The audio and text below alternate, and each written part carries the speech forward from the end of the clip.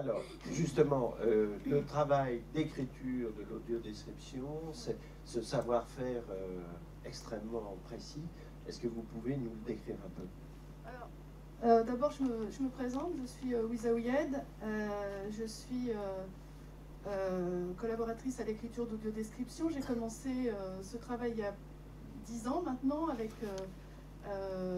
en supervisant avec Diane l'audiodescription de la première version, la première édition du Festival Retour d'Images.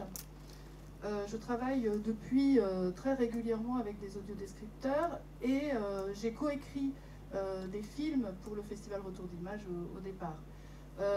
Maintenant, je suis collaboratrice à l'écriture, donc certains laboratoires me demandent de vérifier, on appelle ça vérif-AD, hein, donc de vérifier les audiodescriptions avec les auteurs et de les valider en quelque sorte. Et par ailleurs, je donne en collaboration avec un audiodescripteur des formations à de futurs audiodescripteurs, puisque c'est un marché qui est en pleine ouverture et expansion. Donc moi, ce que je voudrais redire, ce qui ne contredit en rien tout ce qu'a dit Diane, c'est que l'audiodescription, le but d'une bonne audiodescription, c'est de donner à la personne aveugle ou malvoyante, de lui restituer une expérience de l'œuvre cinématographique ou audiovisuelle la plus proche possible de celle que vous, personne voyante, vous vivez. C'est-à-dire qu'une expérience cinématographique est une expérience particulière. Vous êtes immergé dans l'image et dans un récit, dans une narration, avec des émotions, avec un univers artistique qui est très présent et très prégnant, puisqu'il vous arrive directement par l'œil, hein, ce qui est le sens le plus direct et le plus immédiat.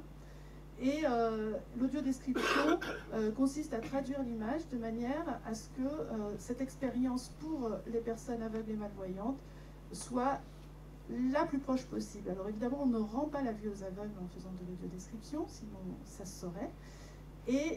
Mais on donne un accès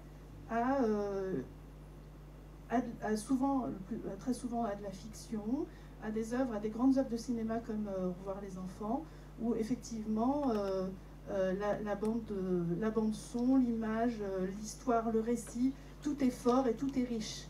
C'est pas toujours le cas, il faut bien le reconnaître. Mais donc la bande son, effectivement, est extrêmement importante, sauf que tout le monde n'a pas le talent de Louis Malle, donc les bandes son ne sont pas toujours d'excellente qualité, les sons ne sont pas toujours si explicites que ça, et on les respecte, mais parfois on est quand même obligé de dire ce qui se passe par rapport à un son, parce qu'il n'est pas forcément très clair. D'autre part, les publics aveugles et malvoyants sont extrêmement variés.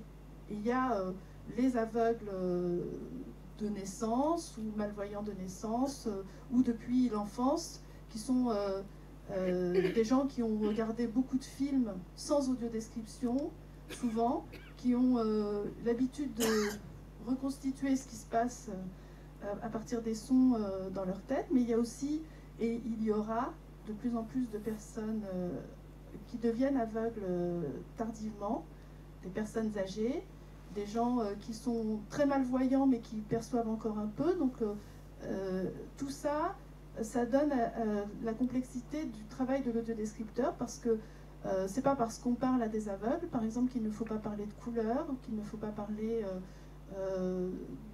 en termes visuels, puisque la majorité des aveugles ou des malvoyants sont des gens qui ont vu. Donc ils savent de quoi on parle si on parle de, je sais pas, d'une fleur violette ou d'une robe rouge.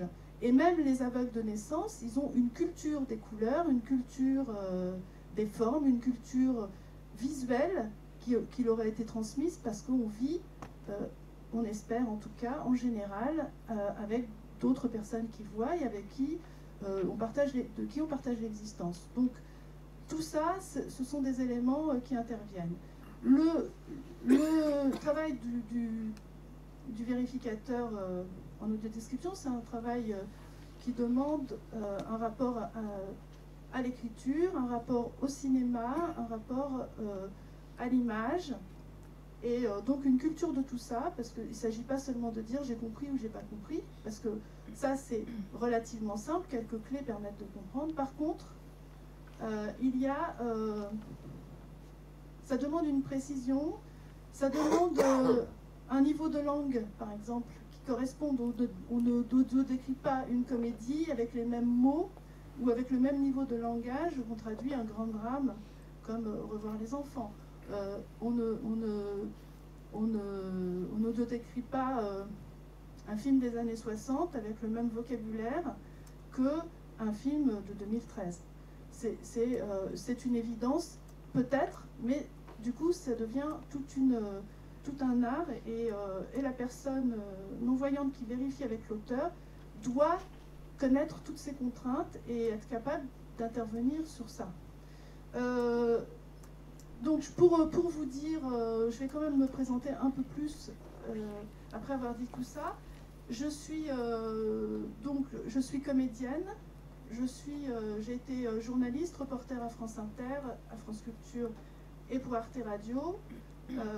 Je suis donc en plus d'audiodescriptrice. Voilà. Donc j'ai tout un parcours avec l'audiovisuel, et c'est ces aspects. Par ailleurs, je suis présidente de la commission Nouvelles technologies de l'information et de la communication de la CFPSA, qui est la Confédération française pour la promotion sociale des aveugles et amblyopes, voulant dire malvoyants. À ce titre, je vais juste aborder un aspect ou deux, c'est au titre de la technologie. Donc pour accéder au programme audio décrit, sur nos téléviseurs ou avec nos box, il faut la plupart du temps entrer dans le menu, qui est le menu son du téléviseur, pour choisir la piste sur laquelle on doit aller. La plupart du temps, soit il faut avoir chez soi une personne voyante. Alors bon, si on vit avec des gens qui voient clair, c'est parfait. Si ce n'est pas le cas, nous sommes rares à pouvoir avoir des domestiques pour remplir ces fonctions. Donc on est parfois dans la possibilité de consulter ces programmes. Alors il y a quelques téléviseurs, je crois, il y a Sony, il y a Samsung, il y a quelques téléviseurs où sur la télécommande il y a une fiche AD, qui ne veut pas dire audio-description, hein, mais qui veut dire audio, et qui fait qu'on peut changer de canal audio et ainsi atteindre ce qu'on cherche. On peut aller sur les versions originales, on peut aller sur la piste audio décrite. Seulement, c'est valable que si on est branché sur la TNT. Hein.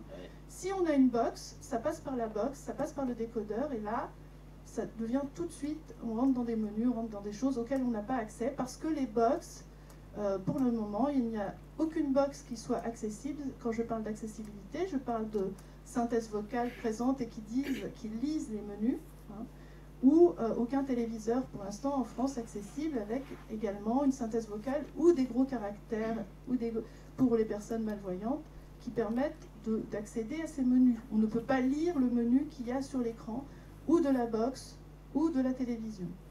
Alors moi, ce que je propose par rapport à ça, c'est d'une part qu'on parle aux industriels pour leur demander qu'au moins un appareil de chaque gamme soit rendu accessible, parce que je ne demande pas que tous les appareils, tous les téléviseurs soient munis d'une synthèse vocale et tout ça, mais qu'un téléviseur de chaque gamme le soit, de manière à ce qu'on puisse accéder avec des menus adaptés, que le contenu textuel qui est sur les téléviseurs puisse nous être accessible, et aussi aux fabricants de box, Orange, SFR, Bouygues, Free, etc.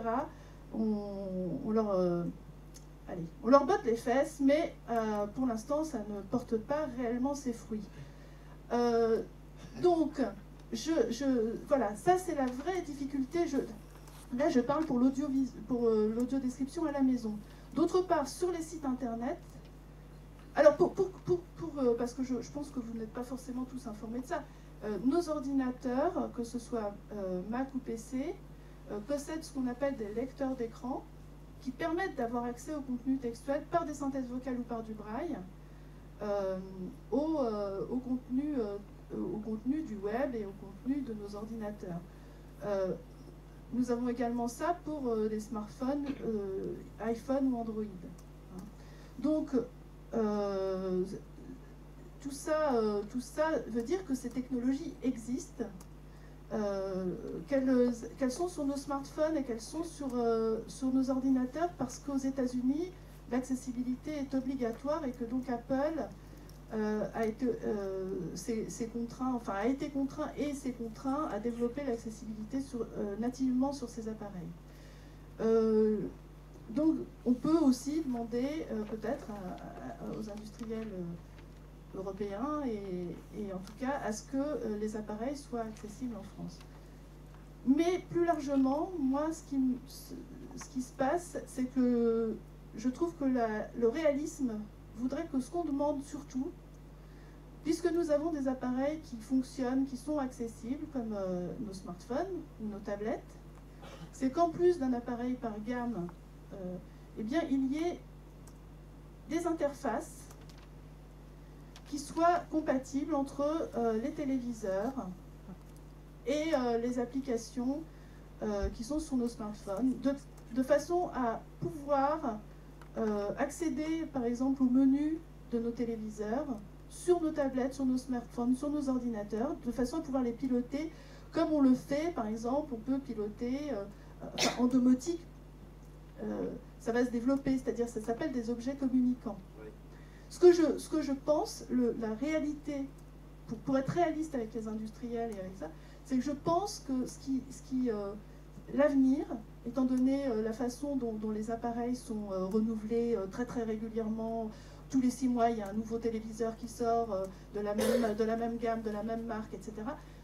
Il me semble que le réalisme voudrait que simplement nous ayons accès au contenu textuel et au menu et sur des applications accessibles, sur des appareils qui le sont déjà.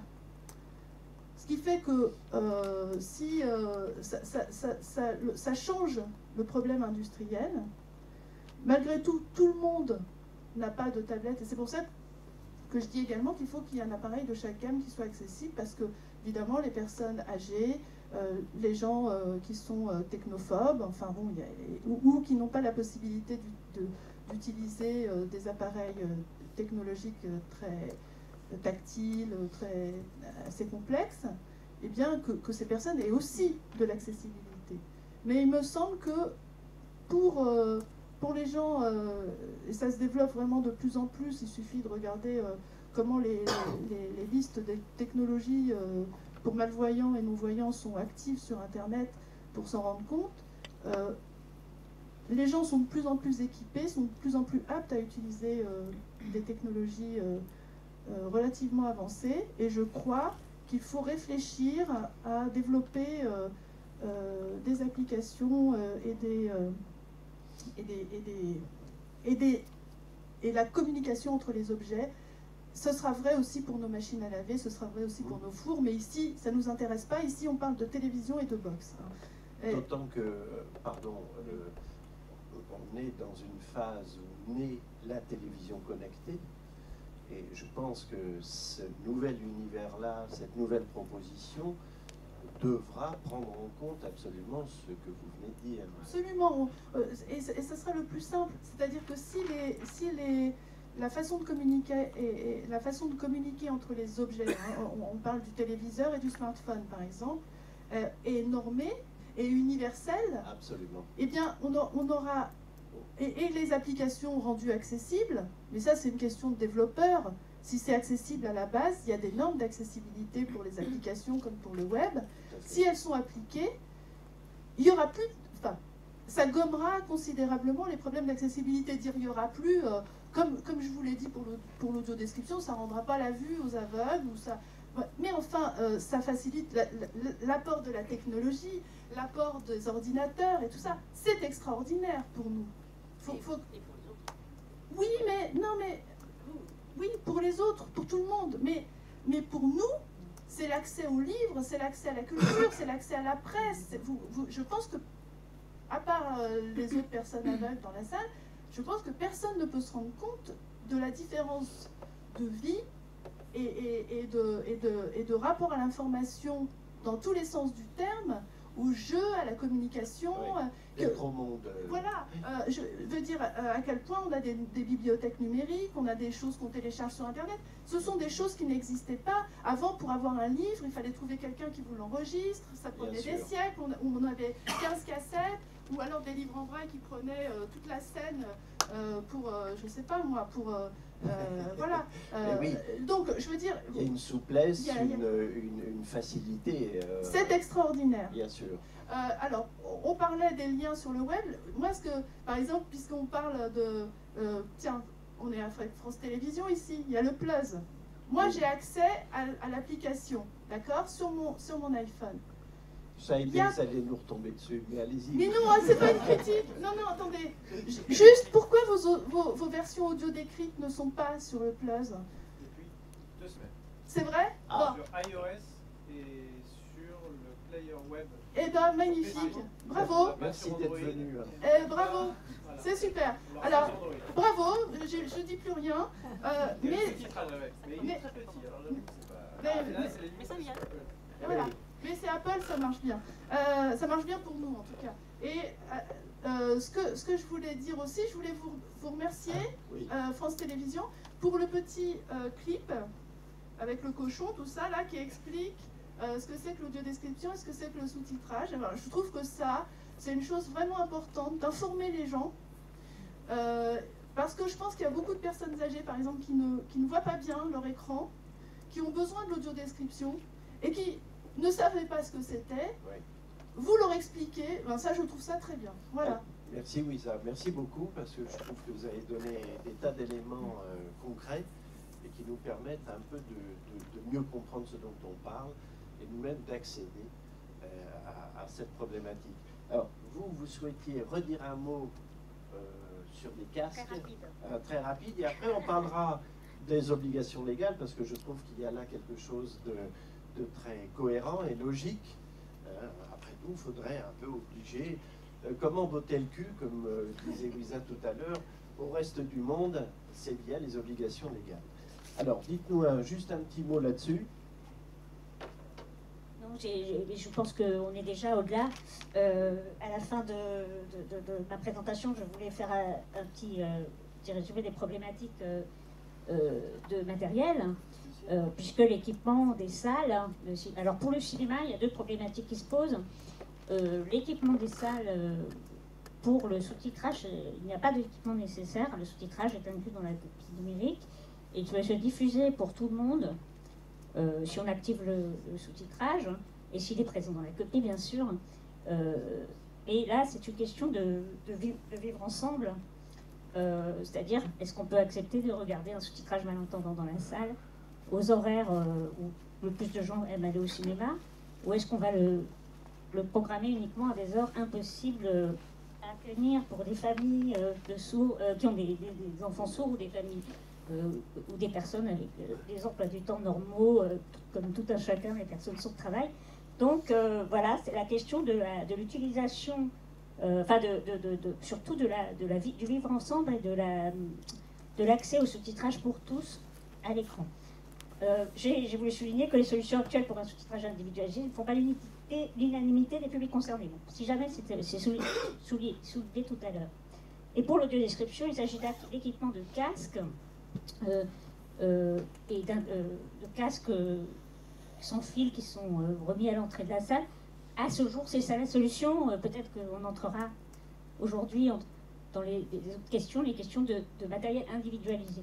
Mais pour l'instant, on en est à une étape où les salles doivent s'équiper, où il n'y en a que peut-être 25 à peu près en France, exploitants qui ont fait cette acquisition. Cette année, il y en a sans doute eu plus, on n'a pas encore les statistiques. Donc les copies les copies numériques ne contiennent pas toutes l'audiodescription parce qu'il y a une compétition entre les pistes. C'est-à-dire que sur une copie numérique pour le cinéma, on peut mettre que 2 pistes additionnelles activables Il peut être choisi d'autres versions, par exemple la version anglaise, la 3D. Enfin, il y a des fichiers qui occupent l'espace de sous-titrage ou de description. Et après, c'est une question de distributeur. Il peut avoir choisi de n'avoir que 2-3 copies adaptées. Et ils sont difficiles à faire circuler tout en même temps. Voilà. Donc, les problématiques en présence sont celles-là, dans l'état de l'art, de la technologie. Voilà, je laisse... maintenant, ça ouvre une question qui est la question de l'équipement individualisé, qui est la question de l'universalité des supports d'accessibilité et de leur confort d'utilisation. Merci Diane. Est-ce que, avant de passer aux obligations légales, vous souhaitez explorer davantage cette question, Olivier? Moi, je voulais juste poser une question qui sera un peu provocatrice. Je vais prendre un exemple pour poser ma question. Par exemple, l'exemple de la fiction d'Inécon, où il y a beaucoup de textes et très peu d'images, enfin, de scènes imagées. Faut-il pas auto-décrire ce genre de programme? Par contre, je pense qu'il y a d'autres programmes, comme des documentaires ou des programmes qui sont très images et qui, pour automatiquement dire on décrit la fiction, que c'est la fiction, ou est qu'il faut aussi avoir pu reculer et dire ce programme, si on le décrit, qu'est-ce qu'il apporte le plus aux téléspectateurs? Ouais. Voilà ma question. Je suis d'accord, Olivier. Voilà. Je ne peux pas dire autre chose. Je suis d'accord. Des fois, on se demande, je ne parlerai pas forcément pour dîner de con, mais des fois, on se demande pourquoi certains téléfilms qui parlent beaucoup, par exemple, puisqu'on est dans l'univers de la télévision, qui parlent beaucoup, où il y a très peu, à part les changements de lieu, peut-être présenter les personnages au début, éventuellement, on peut se demander pourquoi c'est audio décrit. Et parfois, il y a un grand film. Alors, pour être sympa, on va prendre une autre chaîne de télévision. On va pas prendre une chaîne de France Télé. Pourquoi Joséphine Ange Gardien est décrit? Et pourquoi Avatar n'a pas été décrit? Hein? Voilà. C'est tout. Je réponds comme ça à votre question. D'accord, Olivier? Merci, oui. Diane me disait, d'où l'importance qu'au sein même des télévisions, il y ait les personnes concernées. Je pense qu'effectivement, ça, c'est assez majeur. Moi, je suis libre, hein, France Télévisions. Mais je prends assez cher, mais on peut négocier. C'est ce qu'on m'a dit, oui. Mais on pourra se voir par ailleurs. Okay. Il a fallu des années, des décennies pour qu'on arrive aujourd'hui à avoir une certaine accessibilité au transport commun. Et là, on parle d'un sujet quand même encore plus, à la fois plus sensible, plus attrayant. Pourquoi? Parce que nous touchons aussi le financement. Quand madame, vous avez parlé des industriels, je ne pense pas que le problème soit au niveau des industriels. Il y a beaucoup de chercheurs, il y a un travail inouï qui a été fait à ce niveau-là, que ce soit bien au niveau du numérique, de l'image, du son, etc. Le problème, c'est la question des marchés. Est-ce que ça intéresse le marché? Quel marché? Marché français. Aujourd'hui, on peut parler de marché local, c'est-à-dire marché français, on peut parler marché européen, voire marché international. S'il n'y a pas effectivement un marché économique, je doute qu'on fasse des avancées. Sauf peut-être en invoquant le droit à l'accessibilité, que ce soit au son et à l'image, pour tous les handicapés. Ça, on peut faire jouer cette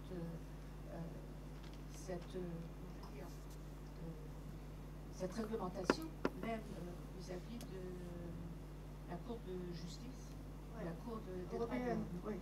Pour les casques, excusez-moi, pour les casques, là, je pense pour essayer d'avancer, parce que ça a un coût, qui sait qui va prendre en charge ce coût? Je crois que peut-être pour avancer, on pourrait proposer au public, parce qu'on a de plus en plus de gens malentendants, malvoyants, c'est une chose, mais malentendants de plus en plus, et pas seulement les gens de notre génération, mais également de plus en plus Les de jeunes. jeunes qui s'ignorent. Bien sûr. Et ces casques pourraient Bien sûr. être achetés, donc vendus pour le tout public, mais là, se posera la question de la connexion au niveau du fil.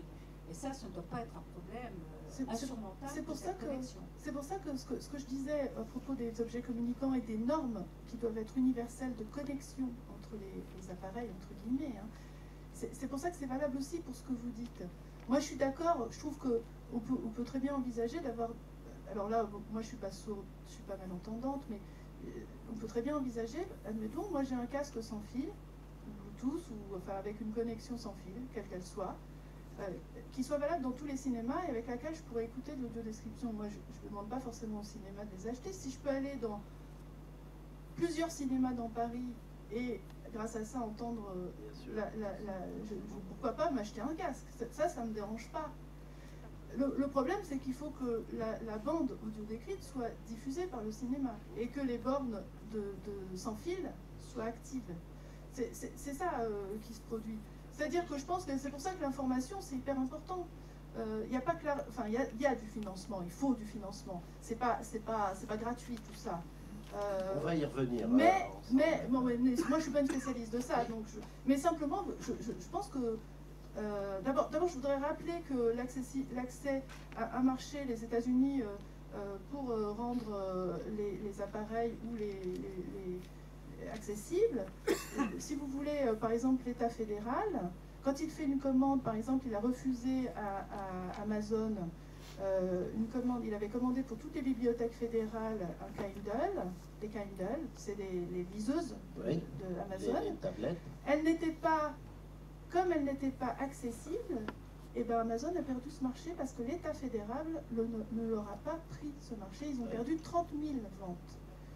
C'est ça aussi, c'est la pression des... Si les États, si l'Union européenne dit l'Europe n'achète plus d'appareils qui ne soient pas accessibles ou ne met plus en vente sur son marché des appareils pas accessibles, les appareils vont le devenir. Hein. Je veux dire qu'il y a aussi toute une politique. L'État fédéral américain a décidé de traiter cette question à la hauteur où elle doit être traitée. Pour l'instant, ce n'est pas le cas de la France ou de l'Union européenne, puisqu'il y a jamais il y a des obligations, mais elles ne sont pas assorties la plupart du temps de sanctions réelles. Les vraies sanctions sont financières, pour qu'elles soient efficaces. Donc, c'est pareil pour l'accessibilité des sites internet, etc. etc. Bon, si vous voulez, je crois qu'il y a... c'est une philosophie. Il faut savoir qu'il y a quand même une charte de l'ONU qui rend l'accessibilité à la culture obligatoire pour tous. Et y compris pour... Oui. Je trouve qu'il y a... Enfin, c'est très intéressant, mais là, on est... Oui. On est en train de comparer aussi le libéralisme de l'économie américaine, par exemple. Et en gros, là, ils n'ont pas les travers du libéralisme, puisqu'ils ont effectivement une injonction de l'État pour faire quelque chose d'universel. Nous, on est en train ici en Europe, en tout cas, de parler du marché de l'accessibilité, de donner envie aussi à des gens de venir sur ce marché. Et d'un autre côté, forcément, qui dit marché et libéral, éventuellement, se heurte à, justement, une non-conformité des appareils les uns envers les autres, et une pluralité de l'offre, et toute cette mise en concurrence qui fait qu'on ne peut pas avoir le beurre et l'argent du beurre sur cette affaire-là. Donc, soit on a un État fort qui dit c'est la même chose pour tout le monde et c'est obligatoire, mais dans ce cas-là, on tue quelque part le marché. C'est-à-dire l'État dit, voilà, dans tous les cinémas, ce sera telle bande de fréquence, tel type de matériel, je fais un appel d'offres, j'oblige tous les cinémas à payer. Et il n'y a pas de concurrence, il n'y a pas de création de solutions. Il y a peut-être la meilleure solution n'est pas celle qui est choisie à un instant T. Je suis très... Non, mais je pense que si par exemple on a une interaction entre les casques et les objets qui est universelle, ça arrangera aussi tous les industriels et le marché. Puisqu'à ce moment-là, c'est pas une question de marché, c'est une question individuelle. On a tous intérêt, et je pense, y compris, d'ailleurs, il y a des recherches là-dessus. Bon, là, j'ai pas de référence précise, mais il y a des recherches là-dessus, justement, parce que tout le monde a besoin de choses qui soient et même sans parler d'accessibilité, tout le monde a besoin de choses auxquelles on ait facilement accès. Pour avoir facilement accès, il ne peut pas y avoir 50 000 manières de se connecter d'un objet à l'autre. Sinon, s'il y a 50 000 manières de se connecter à un objet à un autre, il faudra avoir chacun son matériel, son appareil spécifique. Si on a un Windows Phone, on ne pourra pas faire ci. Si on a un Apple machin, on ne pourra pas faire ça. Ça, c'est possible. Ce n'est pas possible, y compris pour tout le public. Donc, je veux dire, la problématique de l'accessibilité, Diane l'a rappelé, hein, il y a quand même 80 millions de personnes handicapées en Europe, sans compter toutes les personnes âgées qui, au-dessus de 65 ans, deviennent, pour beaucoup d'entre elles, malentendantes et malvoyantes. Donc on n'est vraiment pas dans une niche. Hein. Absolument. Je veux dire, faut quand même... et le libéralisme, ça ne veut pas dire faire n'importe quoi au niveau... et qu'il y ait une bande dédiée. Oui, on sait que c'est telle piste qui est dédiée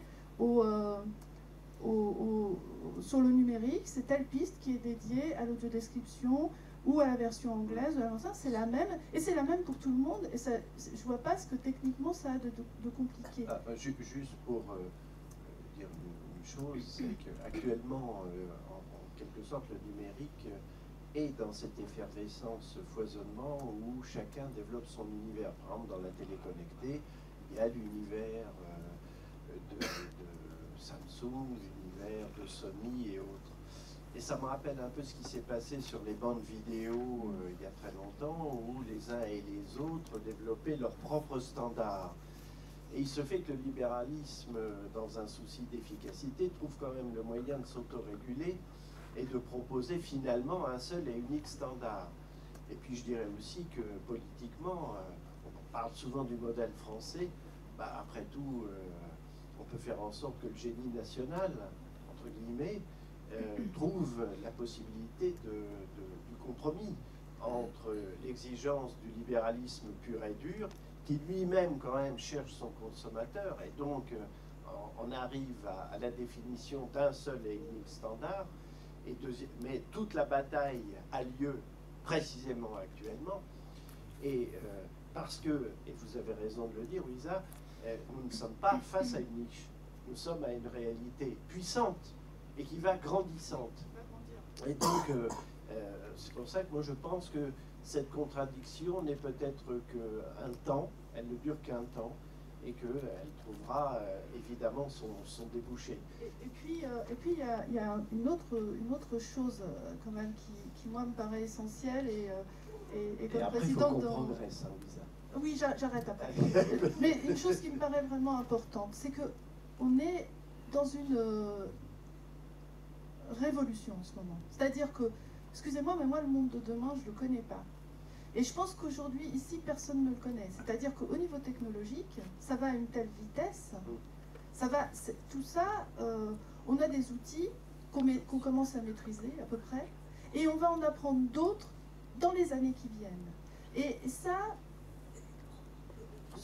vraiment, il y a forcément des gens qui sont en train de préparer l'avenir et qui connaissent une partie de ce qui va se passer. Mais ce que je veux dire par là, c'est que on ne parle pas dans le vide, mais c'est pour ça qu'il faut dire, moi je veux bien que tout évolue, je suis pour que tout évolue, j'adore l'évolution, j'adore la technologie, mais alors je ne veux pas que ça se fasse n'importe comment, je veux que les contenus restent accessibles. Après moi, la technologie utilisée, laissons Apple inventer, laissons machin inventer, laissons truc inventer, moi je suis pour. Mais on a notre mot à dire, voilà. Et c'est précisément pour ça. C'est nous qui consommons, hein, parce que nous on les achète ces appareils. Hein. C'est pas gratuit, hein, même pour les amateurs. Alors on avait une question, allez-y monsieur. C'est plutôt une intervention sur le contenu à propos. Oui. Merci. Bonjour, je suis auteur pour le cinéma depuis un certain nombre d'années. En réalité, j'étais un des pionniers avec l'INJS pour le sous-titrage sur le malentendant il y a bien longtemps. J'ai fait une thèse de doctorat sur le sous-titrage pour les malentendants, enfin pour l'aider au niveau informatique. Et j'ai une longue carrière de sous-titreur et de doubleur en tant qu'auteur. Je m'appelle Paul Mény et je travaille avec, Marie Diane, dont vous avez vu le nom s'afficher à l'écran tout à l'heure, dans un collectif d'auteurs qui s'appelle Auteurs de Vue. Je me suis rapproché de l'audiodescription. Pourquoi? Parce que je pense, et c'est ça un peu la perspective que j'aimerais vous ouvrir, parce que je pense qu'en effet, il y a une écriture là qui est tout à fait nouvelle et qui est très intéressante. Alors, d'une certaine manière, je dirais que nous devons aux aveugles et malvoyants, nous devons une invention d'une certaine manière. C'est-à-dire qu'une audiodescription, certes, doit convoyer les informations nécessaires à la compréhension du film, mais ce faisant, à chaque fois que l'on fait quelque chose comme cela, on crée une dimension nouvelle. Je m'explique. Avant la guerre, on a inventé le sous-titrage, on a créé le sous-titrage bilingue pour les gens qui ne comprenaient pas la langue étrangère, et depuis, on a créé quelque chose qui s'appelle les versions originales sous-titrées. Vous avez tous expérimenté, quand vous voyez un film sous-titré, cet étrange aller-retour entre ce que vous comprenez de la langue originale du film, et puis donc votre traducteur, si vous voulez, interne, et puis en même temps votre jouissance de la langue traduite par le sous-titre, et donc vous avez une sorte d'interaction comme ça, interlinguistique qui s'opère en permanence. Et très souvent, même quand on est bilingue, finalement on prend plaisir à regarder un film sous-titré.